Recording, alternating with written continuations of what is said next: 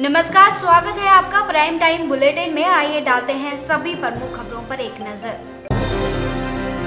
आज पूर्व सीएम हरीश रावत विधानसभा सदन में पहुंचे, जहां लगभग 1 घंटे तक हरीश रावत ने दर्शक दीर्घा में बैठकर सदन की कार्यवाही की और इस दौरान अपने नवनिर्वाचित विधायकों का हौसला भी बढ़ाया। वहीं हरीश रावत ने कहा कि वो एनएच घोटाले की जांच का पूरा सहयोग करेंगे। मैंने किसी पर कोई आपत्ति वो नहीं उठाई।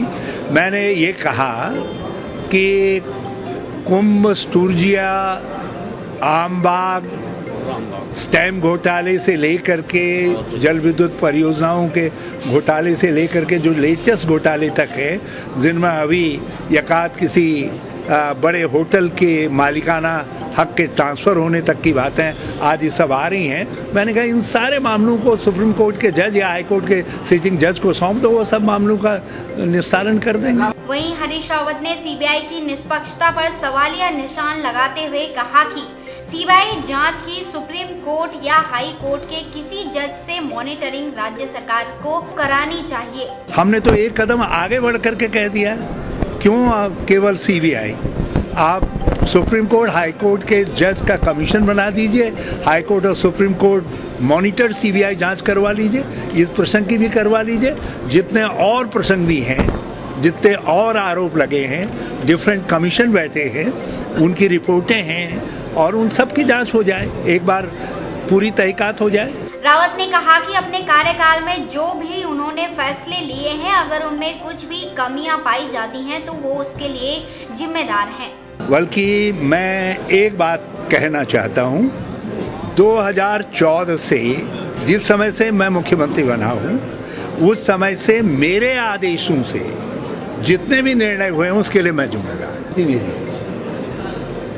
और उससे पहले के जितने घोटाले हैं या जो बातें चर्चा में आई हैं, आरोप चर्चा में आए हैं, जांच रिपोर्टें चर्चा में आई हैं, और मैं समझता हूं दूसरों को भी क्लीन स्लेट पर काम करना चाहिए। मैंने तो कह दिया ना कि 2014 से लेकर के 2017 में जिस समय तक मैं निवर्तमान हुआ हूं, उस समय तक के प्रत्येक निर्णय जिसमें जो मेरे हस्ताक्षरों से उसे लिया गया है, उसके लिए मैं जिम्मेदार। विधानसभा सत्र के दौरान पर्यटन मंत्री सतपाल महाराज ने पत्रकारों से बातचीत में कहा कि धार्मिक और पर्यटन के लिहाज से चारधाम यात्रा एक महत्वपूर्ण यात्रा है। साथ ही उन्होंने कहा कि यात्रा के लिए इस बार 160 बसों का प्रयोग किया जाएगा व सुरक्षा के लिहाज से पुलिस कर्मियों को अलग से ट्रेनिंग दी जाएगी। वहीं उन्होंने कहा कि केदारनाथ में इस बार 4000 बेड़ों की अतिरिक्त व्यवस्था की जाएगी। चारधाम यात्रा सभी यात्राओं में सबसे महत्वपूर्ण यात्रा है। ये हमारे पर्यटन विभाग के लिए मेरुदंड का काम करती है और हम सभी पर्यटकों का, साधकों का, मनीषियों का, यात्रियों का हृदय से अभिनंदन करते हैं जो हमारे उत्तराखंड में चारों धाम की यात्रा करने के लिए पधारते हैं। हम उन्हें पर्यटक मानते हैं जो रात्रि निवास उत्तराखंड में करते हैं। इसके लिए माननीय मुख्यमंत्री जी ने 25 मार्च को एक बड़ी सघन बैठक की, जिसमें परिवहन से 160 बसें इसमें इस्तेमाल की जाएंगी यात्रियों को ले जाने के लिए, और इसमें जो पुलिस वाले हैं उनके भी स्पेशल ट्रेनिंग होगी ताकि यात्रियों का सत्कार से और मृदु भाषा से वह संबोधन करें और व्यवहार में तब्दीली लाएं। उत्तराखंड सद्व्यवहार के लिए, उत्तराखंड अतिथि देवो भव की भावना के लिए प्रसिद्ध है, और वह कर्मचारियों में, पुलिस में वो दिखना चाहिए। इसके साथ साथ फोटोमेट्रिक रजिस्ट्रेशन होगा, जिसके लिए 14 स्थान चिन्हित किए गए हैं, और आपका वहाँ पर फोटोमेट्रिक रजिस्ट्रेशन के बाद ये भी सुविधा हमने दी है कि जो हमारे CSC सेंटर्स हैं पूरे देश में, ऑनलाइन भी आप रजिस्ट्रेशन कर सकते हैं। और इसके साथ साथ जो पैसे की किल्लत होती है, चेंज की किल्लत होती है, इसके दूर करने के लिए एटीएम्स भी लगाए जा रहे हैं और आधार कार्ड से भी आप पैसा निकाला जाए, इसके लिए पूरी व्यवस्था की गई है। ट्रेनिंग सेंटर दिए गए हैं और ये सुविधा यात्रियों को मुहैया कराई गई। मसूरी विधायक गणेश जोशी ने मसूरी के एक होटल में प्रेस वार्ता कर बताया कि उन्होंने 1,82,00,000 रुपए सीवर योजना के लिए जीओ जारी कराया है और जल्द ही उसका काम शुरू होने वाला है। साथ ही उन्होंने भ्रष्ट अधिकारियों को चेतावनी देते हुए कहा कि जो भ्रष्ट अधिकारी हैं वे संभल जाएं, नहीं तो जल्द ही उनकी जगह जेल के अंदर होगी। मैंने अपनी पारी शुरू कर दी है और अपनी पारी का जो है पहला रन 1,82,00,000 रुपया सीवर योजना के लिए मैंने 24 तारीख को ही इसका जियो कराया है। शीघ्र ही इस पर काम शुरू होगा।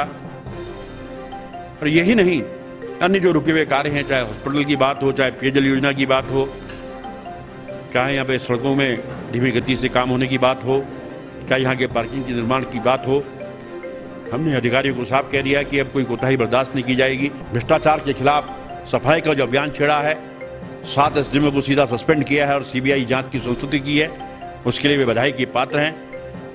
ये उन भ्रष्ट लोगों के लिए एक संदेश है कि वो चेत जाएं, नहीं तो शीघ्र ही उनकी जगह जो है जेल के अंदर होगी। ये उनके लिए चेतावनी भी है। वहीं विधायक जोशी ने ग्राम क्यारकुली में आयोजित कार्यक्रम में शिरकत की और ग्राम वासियों का आभार जताया। इस दौरान विधायक जोशी ने ग्राम वासियों के साथ पहाड़ी गानों पर जमकर ठुमके लगाए।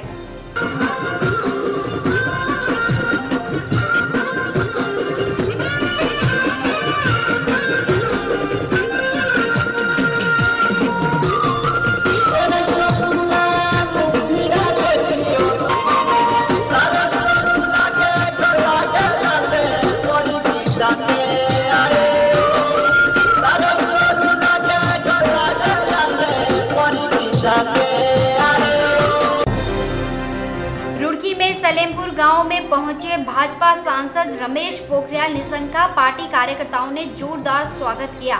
इस दौरान निशंक ने कहा कि यूपी की तर्ज पर उत्तराखंड सरकार ने भी अपना काम शुरू कर दिया है। उत्तराखंड में जिस तरीके से भ्रष्टाचार, घोटाले और अवैध खनन धड़ल्ले से जारी है, उस पर पूरी तरह से रोक लग चुकी है। साथ ही उन्होंने कहा कि उत्तराखंड में जनता को जल्द ही परिवर्तन दिखाई देगा। हमारी गवर्नमेंट यहाँ पर आई है, हम व्यवस्थित काम करेंगे, अच्छा काम करेंगे।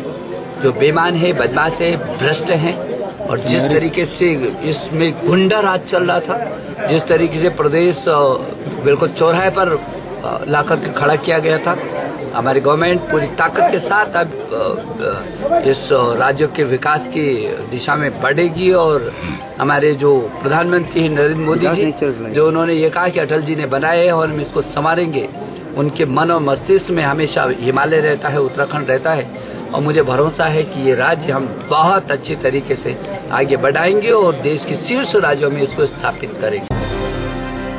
रुड़की जेल में एक बंदी की संदिग्ध परिस्थितियों में मौत हो जाने से जेल प्रशासन में हड़कंप मच गया। आनन फानन में जेल प्रशासन ने पुलिस और बंदी के परिजनों को सूचना दी। मृतक बंदी बलधीर हत्या के मामले में पिछले 3 महीने से उपकारागार रुड़की में बंद था, जो कुछ दिन से बीमारी से पीड़ित था। हालांकि सुबह के समय भी जेल प्रशासन ने मृतक को सिविल हॉस्पिटल में भर्ती कराया था, जहां उसकी मौत हो गई। शव लेने पहुंचे मृतक के परिजनों की जेल प्रशासन के साथ तीखी नोकझोंक भी हुई। मृतक लक्सर के कुआंखेड़ा गांव का रहने वाला था। मृतक के परिजनों ने जेल प्रशासन पर बीमारी के प्रति लापरवाही बरतने के गंभीर आरोप लगाए हैं। इस झूठे केस में उसमें 302 में फंसाया गया, जबकि कोई पुलिस की रिपोर्ट नहीं इसके खिलाफ, कोई किसी किस्म का LIU वालों की रिपोर्ट नहीं है, या एंजियोग्राफी उसमें कोई रिपोर्ट नहीं है। ये निर्दोष झूठे आरोप उस पर कहना एफिडेविट के आधार पर इसे पुलिस ने जो है अरेस्ट कर इसे जेल भेज दिया। यो जेल में करीबन 3 महीने से था यहाँ से, और उसके साथ में 2 आदमी और थे जो षड्यंत्र में लपेटे गए हैं। उन्हें भी यहीं से थे। हकीकत का पता वो बतावेंगे, क्योंकि वो सब एक पार्क में रहा तो हकीकत इसकी हत्या करी गई है या बीमार था, ये क्या कारण था अभी तो जो है ना उन तक नहीं पहुँच पाए। अभी तो हम एकदम सीधे घर पे आ रहे। आपको क्या लगता है?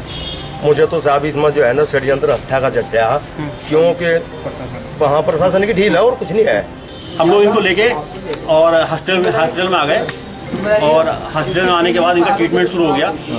इमरजेंसी में इनको एडमिट कराया और एडमिट करके डॉक्टर साहब ने ट्रीटमेंट चालू कर दिया और करीब 1-1.5 घंटे तक इनका ट्रीटमेंट चलता रहा। उसके बाद 1-1.5 घंटे बाद डॉक्टर साहब ने डिक्लेयर करा कि ये तो अब एक्सपायर हो गया। इससे पहले भी इसकी तबीयत खराब हुई थी तो परिजनों को सूचना दी थी उसकी? नहीं, कल तो इनके घर वाले मिलने आए थे, मुलाकात करने आए थे, बता रहे अभी यही बता रहे थे कि हम कल मिलने आए थे, ठीक थे, कल रात को इनकी तबीयत ठीक थी। सुबह को जिस समय गिनती के समय बताया गया, इन्होंने खुद बताया कि घबराहट सी हो रही थी। जब यहाँ से सरकारी अस्पताल डॉक्टर गए, उन्होंने कहा कि इनको अस्पताल रेफर कर दिया, अस्पताल लेके चलो। अस्पताल हम लोग तुरंत ही 15 मिनट में एम्बुलेंस में डाल के ले आए। इस बुलेटिन में फिलहाल इतना ही। तब तक देखते रहिए देवभूमि न्यूज।